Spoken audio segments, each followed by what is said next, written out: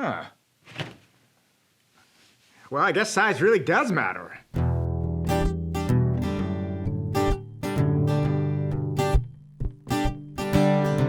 Okay, so in the last video we did, we went ahead and put this monster softbox together and showed you some of the lighting tests from it.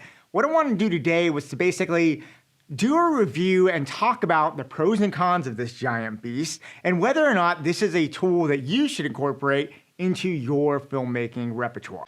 The pro to this is that the first one is just this thing is absolutely enormous. It is a huge, gigantic softbox. It's 60 inches, so it has a huge spread. And I like that I can get the grid on there and control the light, but this is really great for giving you a nice, big, soft light source. The next thing is that it's really well built. I mean, this thing's $109, and I thought the construction on it was really well built. It had a lot of little details on it I like the buttons on the inner baffle in there. I thought was really great. The Velcro is good. It comes with the egg shells, which are fantastic. So it's just really well built. I feel like this will kind of stand up to some abuse as I take it on my sets. It has a Bowens mount, which I use Bowen mounts for everything. If you're using aperture light systems or Godox lights or a lot of my Falcon eyes, all these have Bowens mounts. I was able to put this modifier on there with no problem. It fit really well. And that's one thing that the Bowens mount, I thought, makes it really versatile and really useful. The light quality is just gorgeous. It's really nice, soft, and beautiful. So that's a definite pro. It's a relatively quick setup. Really, I can fold this down with all this diffusion material on there, and it pops open and pops closed. And honestly, most of the time, I don't even end up using this. I use it sometimes if I'm doing product stuff, but for people, I wasn't really getting any hot spots that were that noticeable to me, so this stays in my bag. So because of that, I can break this up and down with its diffusion material and just pop it on and pop it off. So pretty quick setup, which is really nice. And the other thing I think is really important because of the price range for this can be set up by one person. And I think that's important because a lot of you out there who are going to use something like this are going to be smaller crews, 1, 2, 3 people at the most. And you need something that you can set up that's not hard or arduous to set up. So I would definitely say this is great for that because one person can set it up. All you need is a C-stand and you want a sandbag just for extra safety, and you're good to go. So that's really great. And then I really love how it breaks down to such a convenient travel size.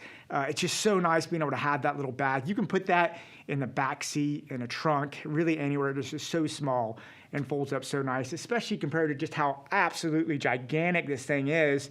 It's incredible that it can fold up to such a relatively so small thing. And then really the price is the last pro. I mean, this thing, I got it for $89, but I think even full price, this thing is $109. Now you take that compared to $219 for the Aperture Light Dome 2, which is another great modifier, but this thing is literally less than half the price, and it's much bigger. And I think I'm gonna do a video comparing those two in the future in case you wanna see that. Now there are a few cons to this, just so you're aware of it. The first one is, well, it's huge. I mean, that's a pro, right? But it is a big thing. I mean, you can see how big it is. So if you're in a place that's smaller, you need space for this. And if you're in a small office setting or something like that, you may not be able to use this. So that's something to consider. If you have a little bit more room, if you're outside, stuff like that, you can definitely use this. But that is certainly something to consider. You can't throw this in every environment just because it is so big. The other thing is I did wish it has one access zipper, which is nice. I wish it had 2. It's just I wish I could access it from both sides of the softbox, as most of my softboxes usually let you access from more than one point. So that would be nice. That's a little annoying, not a deal breaker, but it would be nice if it had more than one access point to it. And you know, I wish I didn't have to break down the dome every time. I want these things to be quick, I'll be honest. When I'm setting these things up, I don't want to spend time fiddling with it. And while I don't use the dome that often, it is nice to have it, and I just kind of wish I could break this thing down and still keep the dome on there, but you can't because you actually screw the dome on and that keeps the release from coming. So it'd be nice if the dome was part of it and just could stay on there forever, but it can't. It's a minor gripe, but It's not that hard to put it in. You saw that, but it would be nice to have on there. And, you know, the only other con that was not an issue for me, but I did read some on the internet, was some people say the Bowens mount on this, they sometimes have issues with it connecting to their aperture mounts. I have an aperture mount. I have a Godox, I have a Falcon Eyes. None of my Bowens mounts had any problem whatsoever. It slipped right in perfectly without any problem. So for me, it was perfect, but I have seen that up on the internet, that may be for older versions of this, but I thought I would just mention that. So there you go. Pretty incredible little light source. My conclusion on this is this thing is so cheap.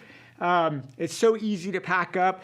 I would take this on every shoot you have just to have that flexibility, because that does give you just that little extra little professional little edge that you might need to just add that little bit of oomph and sculpting to your light. Anyway, guys, I hope that helps. Leave me some comments down below if you have any questions about it. Yeah, get out there and keep on shooting. All right.